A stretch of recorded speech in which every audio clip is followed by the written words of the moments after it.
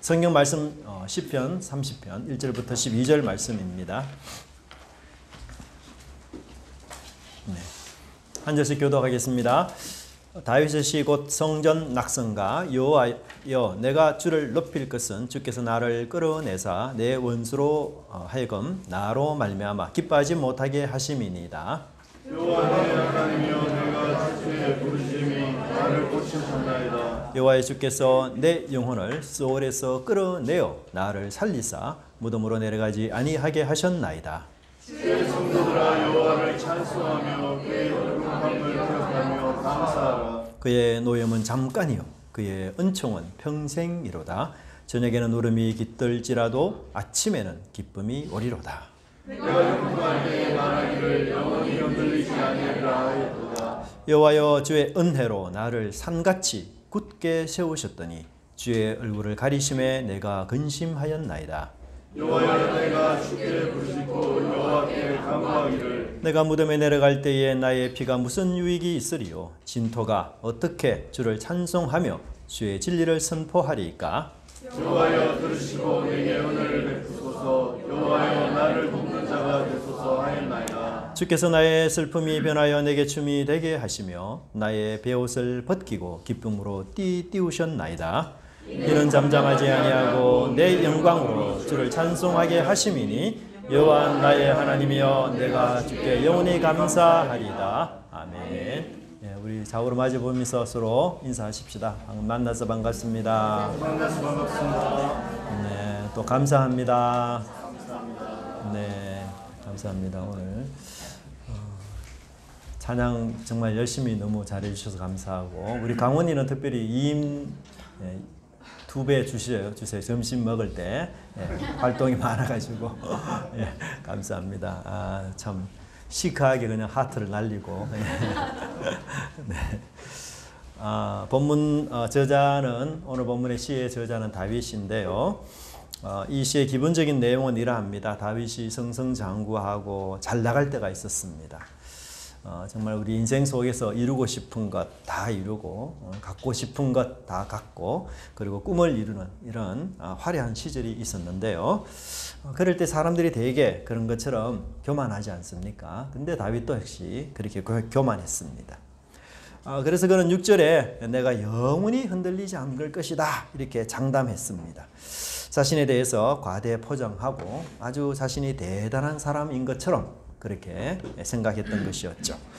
하나님이 이를 아시고 즉시 다윗의 교만을 치셨는데요. 다윗은 이 하나님의 치심으로 아마 심각한 그런 병이나 어려움을 겪었던 것 같습니다. 그래서 3절에 보면 소올은 죽음의 세계거든요. 소올이라는 단어도 나오고 무덤이라는 단어도 나오고, 또 특별히 9절에 보면 무덤이라는 단어가 또 나오고, 이 11절에는 사람이 죽을 때 입는 옷이 베옷 아니에요. 그 베옷을 텅에 표현을 하고 있습니다. 그래서 다윗이 보통 어려움이 아니라 아주 심각한 그런 죽음의 위기에 빠졌습니다. 그럴 때 비로소 다윗은 이제 정신을 차리고 회개하고 마침 하나님께 간구하고 부르짖고, 그래서 하나님께서 언약의 신실한 그 주님께서 변함없이 다윗을 사랑하는 그 하나님께서 마침 다윗을 회복시켜 주셨고, 그래서 그는 베옷을 벗어버리고 이제는 기쁨으로 옷을 입는 그런 삶을 살게 되었습니다. 그래야 자신의 삶에 이런 하나님의 역사 때문에, 은총 때문에 감사할 뿐만 아니라 또한 우리 여러 성도들을 향해서, 공동체를 향해서 함께 다 하나님께 우리가 영원토록 감사합시다 이렇게 이야기합니다. 우리들의 삶도 다윗처럼 신앙에 항상 기복이 있습니다. 하지만 우리가 하나님 앞에서 영원히 감사하는 인생이 되려면 도대체 어떻게 해야 되는가, 몇 가지를 살펴보도록 하겠습니다. 첫째는 우리가 지존자가 아니라, 자존자가 아니라 의존자라는 사실을 잊지 말아야 합니다. 따라합시다. 우리는 의존자입니다. 여러분, 우리는 결코 하나님이 아니죠. 우리는 피조물입니다. 성경에 의하면 티끌로 뭉쳐진 존재, 흙이 아니라, 여러분 흙에 보면은 흙 먼지가 있지 않습니까? 그 흙 위에 떠다니는 먼지를 하나님이 다 이 티끌로 그렇게 뭉쳐서, 흙 먼지를 뭉쳐서 인간을 만들었다고 해요. 여러분 뭐 눈사람 만드는 것도 얼마나 힘듭니까? 근데 그 티끌을 이렇게 다 모아서 하나님 만든다. 참 보통 일이 아니죠. 그래서 하나님 땀도 많이 흘리셨던 것 같고 이게 잘 안 뭉쳐지니까 침도 좀 이렇게 넣고 막 이렇게 해가지고 이 인간을 만든 것 같아요. 그래서 우리 인간에게 물이 많지 않습니까? 거의 70%가 우리 몸에 물이죠. 이렇게 하나님 만드셨는데 참 다윗은 자신의 성공에 도취되어서 자신이 티끌이라는 사실을 망각하고 말았습니다. 사실 다윗이 세운 나라가 얼마나 부강한 나라입니까? 또한 뭐 열강들로부터 승리한 아주 무적의 나라였고요. 그래서 그것의 승리에 도취되어서 마치 자기가 자존자인 것처럼 또 창조주인 것처럼 무엇이나 다 가능한 것처럼 그렇게 착각하며 교만했던 것이었어요. 그래서 그가 과거에 어떤 고백을 했는가 하면 6절에 나는 영원히 흔들리지 않을 것이다. 그렇게 고백했다는 거예요. 난공불락의 예루살렘을 점령해서 그 도시를 수도로 삼고 주변 모든 나라를 점령해서 한 번도 지지 않는 또한 다윗의 권력이 하늘을 찌를 듯 한 거죠. 군대 용병은 또 얼마나 강한지 모릅니다. 다윗의 특별부대 부하들 30명의 부하들 기록을 보면 사자와도 싸우는데 전혀 두려워하지 않고요. 일당 100, 200은 기본입니다. 30명의 용사가 마치 우리 삼국지에 나오는 관우, 장비 같은 그런 대단한 용사들이 다윗의 곁을 지키고 있었어요. 한두 명이 아니라 무려 30명입니다. 그런 분들이 다윗의 말에 일거수일투족에 순종하고 다윗을 지켜주니 다윗이 정말 얼마나 대단한 권력이겠습니까? 자신을 상하게 할 사람이 도대체 누구겠습니까? 그래서 6절에 다윗은 교만했던 자신의 과거를 이렇게 말합니다. 내가 형통하였더니. 사람들은 형통할 때 하나님을 기억해야 되는데요. 다윗도 역시 예외 아닌지라 하나님을 기억하지 못했어요. 잘 될 때 내 힘이 아니고 내 지혜가 아니고 하나님께서 도우셨구나. 이렇게 우리가 고백해야 되는데 다윗은 그렇게 하지 못했습니다. 다윗은 어떻게 말했습니까? 형통할 때에 내가 영원히 흔들리지 않을 것이다. 내 인생은 탄탄대로야. 아무도 그 어떤 것도 내 인생을 넘어지게 할 수는 없어. 이런 교만한 마음 다윗이 가졌던 것이었습니다. 근데 그런 교만을 마음 가질 때에 다윗이 깨닫지 못했던 진리가 있었는데 그것이 바로 7절이었어요. 여호와여 주의 은혜로 나를 산같이 굳게 세우셨더니. 실제로는 하나님께서 하나님의 은혜로 나를 산같이 굳게 세웠는데 다윗이 형통하니까 그것을 알지 못하고 내가 이제 영원히 흔들리지 않으리라 이렇게 교만했던 것이었습니다. 여러분 다윗이 하나님 앞에 도덕적으로 무슨 큰 죄를 지은 것이 아니에요. 패역한 죄를 지은 것이 아닙니다. 그는 단지 교만한 마음을 품었을 뿐입니다. 그런데 그 순간 하나님께서 자신의 얼굴을 감추었어요. 하나님께서 다윗을 만나기를 거부하셨던 것이고 그 일로 말미암아 다윗의 인생에 어두운 죽음의 그림자가 덮이게 되었던 것이었습니다. 사랑하는 우리 은혜가 넘치는 교회 성도 여러분, 우리는 결코 자존자가 아닙니다. 아무리 형통해도 우리는 하나님의 은혜를 먹고 덧입고 사는 존재라는 그 기본을 결코 우리가 놓치지 말아야 합니다. 우리가 의존자로 살아갈 때 우리는 하나님께 감사할 수 있어요. 여러분 우리가 왜 나는 감사하지 잘 못하지? 나는 왜 자꾸 이렇게 불평이 많지? 나는 왜 이렇게 감격하지 못하고 감동받지 못하는 인생을 왜 나는 그렇게 살까? 다른 여러 이유도 있을 수 있지만 그 중에 한 가지는 우리의 마음이 교만하기 때문이에요. 자존자의 마음을 갖고 있기 때문입니다. 그 마음은 감사의 방해꾼입니다. 겸손할 때, 의존자는 사실을 깨닫게 될 때, 그래서 우리는 감사함이 넘치는 인생이 될 것입니다. 여러분 우리가 형통할 때, 특별히 내 힘이 아닌 주의 은혜로 내가 산같이 굳게 되었다라는 이 사실을 날마다 고백하며 감사로 영광 돌리는 저와 여러분의 삶이 되기를 간절히 바랍니다. 두 번째는 노여움은 잠깐이지만 은총은 평생입니다. 따라합시다. 노여움은 잠깐이지만 은총은 평생입니다. 다윗이 이렇게 교만할 때에 하나님은 다윗을 병으로 치셨어요. 그래서 그는 정말 죽음의 냄새를 맡을 만큼 힘든 나날을 보내고 있었습니다. 1절을 보면 그는 주께서 나를 끌어내사, 3절을 보시면 음부에서 끌어내사 이런 표현을 쓰는데 이 끌어내다라는 말은 우물물을 깃다라는 뜻이에요.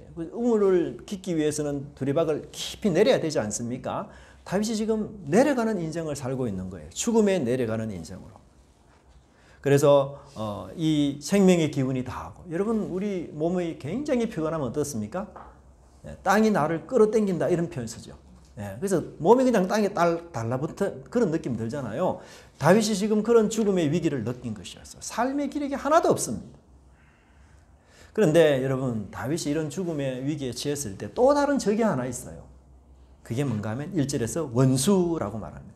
내 원수로 하여금 나로 말미암아 기뻐하지 못하게 하심이니이다.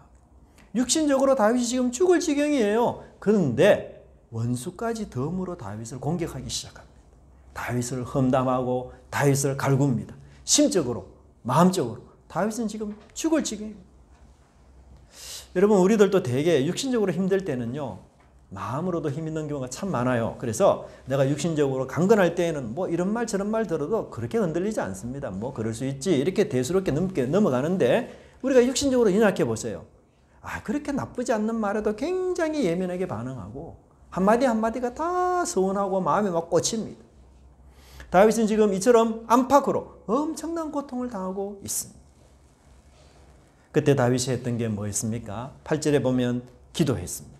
내가 주께 부르짖고 여호와께 간구하기를. 부르짖고 또 부르짖고 간구하고 또 간구했다 이렇게 말하고 있어요. 사실 8절은요 여러분 다윗이 과거 교만할 때에 자기가 회상하면서 썼던 기도 내용이었거든요.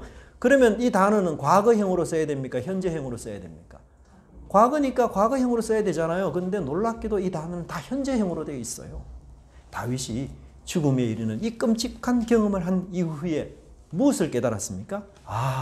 기도하고 또 기도하고 부르짖고 또 부르짖는 이 기도 생활 이게 너무 중요하다는 사실을 깨닫고 지금은 그의 삶이 그런 죽음의 위기 속에 있지 않지만 그럼에도 기도하고 또 기도하고 부르짖고 또 부르짖는 기도를 멈추지 않는 그런 사람이라는 사실을 스스로 이야기하고 있습니다. 하나님께서 다윗의 기도를 외면하지 않고 응답해 주셨어요. 그래서 다윗이 정말 놀라운 노래를 부르는데 그게 뭔가 하면 그의 노염은 잠깐이요 그의 은총은 평생이로다. 저녁에는 울음이 깃들지라도 아침에는 기쁨이 오리로다. 이 구절에 굉장히 많은 대조가 있어요. 노여움 대 은총, 잠깐 대 평생, 아침 대 저녁, 그리고 울음 대 기쁨. 네 가지나 무려 대조가 되고 있습니다. 근데 여기서 가장 중요한 대조는 잠깐과 평생입니다.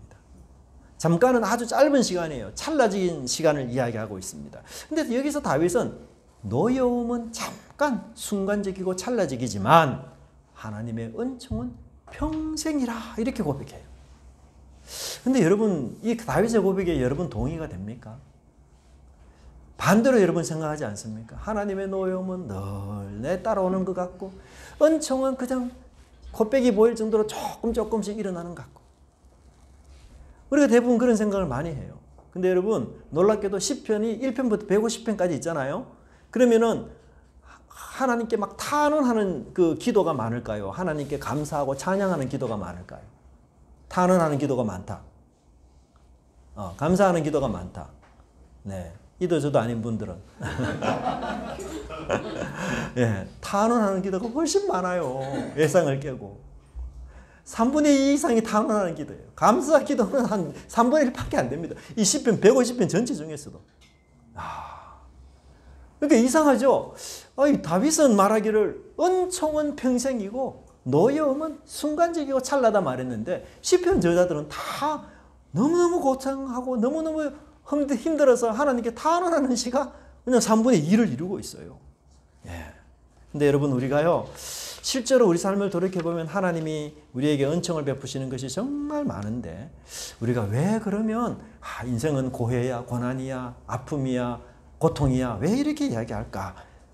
불평하는 게 우리 너무 습관이 되어 있는 거예요. 그리고 여러분 그 고통이 우리 마음속에 크게 오게 되면 그걸 너무 많이 묵상하고 생각하는 버릇이 우리 속에 있습니다. 그래서 지난 세월 돌이켜보면 하나님께 감사한 게 너무 많은데도 이 고통이 내 마음속에 아주 크게 차지해서 과거를 돌이켜봐도 고통이요. 현재를 봐도 감사한 건 다 빼버리고 고통만 생각하고 미래를 기대하면서도 감사한 건 다 빼고 고통만 생각하고 이러니까 평생 하나님의 노여움이 있구나 그런 생각을 하는 거예요. 전혀 그렇지 않습니다. 우리가 오늘 이 다윗의 시를 읽으면서 야, 하나님께서 우리에게 노임 주시는 것은 정말 순간적이고 찰나적이고 잠깐이십니다. 우리 나머지 인생들은 전부 하나님의 은총 속에서 살아가는 그런 것이구나. 우리가 그것을 고백할 수 있어야 됩니다. 근데 이 사실을 다윗이 노래하면서 가장 중요한 게 뭔가 하면 저녁이 오면 아침이 오는 것을 이야기해요. 저녁에는 노염이 있을지라도, 저녁에는 고통이 있을지라도, 저녁에는 아픔이 있고 고난이 있을지라도 아침에는 뭐가 온다고요? 은총이 있고 기쁨이 있고 하나님의 회복하심이 있고 하나님의 붙드심이 있다. 야, 여러분, 저녁이 오면 아침이 오는 것은 수천 년 동안 변하지 않는 진리예요. 그렇지 않습니까? 그건 너무 분명한 진리고, 여러분 의심하면서 오늘 저녁에 내가 자는데 내일 아침에 올까? 이렇게 의심하면서 사는 사람이 있습니까? 아무도 없습니다. 너무 당연한 진리. 부정할 수 없는, 결코 부정할 수 없는 진리예요. 이건 뭘 이야기합니까? 비록 우리가 노여움에 노출되어 있고 고통의 저녁을 맞이한다 할지라도 이 고통의 저녁이 끝나면 반드시 뭐가 옵니까? 아침이 반드시 온다는 거예요. 은총의 아침, 평안의 아침, 기쁨과 감사의 아침이 반드시 온다. 그래서 우리는 여러분 매일 저녁과 아침을 맞이하면서 뭐라고 여러분 고백해야 됩니까? 저녁 잠자리에 들 때에 비록 내 인생에 하나님이 노임이 있더라도 이 노임은 잠깐이다. 아침에 일어나서 야, 이 은총이 평생의 나를 이끌어 나가시구나. 우리가 그것을 고백해야 되는 것이에요. 이것이 하나님을 모신 사람의 인생입니다. 11절에 다윗은 슬픔이 변하여 내게 춤이 되게 하셨다. 슬픔의 옷을 벗기시고 내게 춤의 옷, 기쁨의 옷 하나님 입히셨다. 우리 인생 속에 여러분 슬픔을 춤으로 바꾸시는 분은 오직 하나님밖에 없어요. 주님이 개입하시면 모든 것이 바뀝니다. 변합니다. 달라집니다. 그래서 주님은 도우시는 자요, 구원자시요, 바꾸시는 분이시고 변화시키시는 분인 것이죠. 그런 주님이 우리 인생 가운데 주인 되시기 때문에 노여움은 잠깐이요. 뭐예요? 은총은 평생이라. 여러분, 하나님이 자기 자녀들을 힘들게 하고 싶은 부모가 도대체 어디 있습니까? 하나님이 우리 인생에게 주시는 것은 고난이 궁극적인 목적이 아니에요. 예레미야가 그렇게 말하지 않습니까? 여러분, 우리가 이 진리를 붙잡고 저녁에도 감사하는 인생이 되시기 바랍니다. 이 말씀 붙잡고 내가 지금 저녁 같은 고난 속에 있다면, 하나님의 진노 속에 있다면, 어렵고 힘든 여건 속에 있다면 반드시 뭐가 온다? 아침이 온다. 따라합시다. 반드시. 아침은 온다. 네. 그래서 우리가 하나님 말씀 좀 믿기가 힘들면 자연을 보면서 좀 믿으세요. 반드시 아침은 온다. 그래서 주님의 말씀은 변하지 않고 약속하신 이 말씀이 반드시 우리 인생 가운데 성취된다. 그래서 우리가 미리 감사하는, 이 진리를 믿고 감사하는 저와 여러분의 인생이 되기를 간절히 바랍니다. 기도하겠습니다. 하나님 아버지, 감사합니다.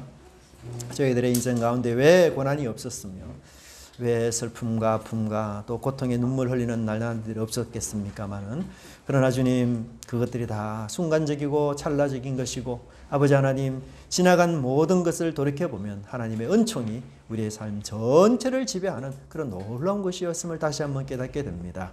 하나님 아버지, 저희들이 시련으로 고통으로 저녁의 밤을 보내고 있다고 한다면 하나님, 반드시 아침이 오리라는 저희들의 소망을 갖고서 주님, 은총으로 주어질 희망찬 기쁨과 즐거움의 그 나날들을 저희들이 기억하며 이 고통의 때도, 이 저녁 같은 어려움의 때도 기쁨과 감사함으로 보낼 수 있는 저희들 될 수 있도록 하나님께서 인도하여 주시옵소서. 그리하여 다윗의 고백이 우리의 고백이 되게 하여 주시옵소서. 감사드리고 예수님 이름으로 기도드리옵나이다. 아멘.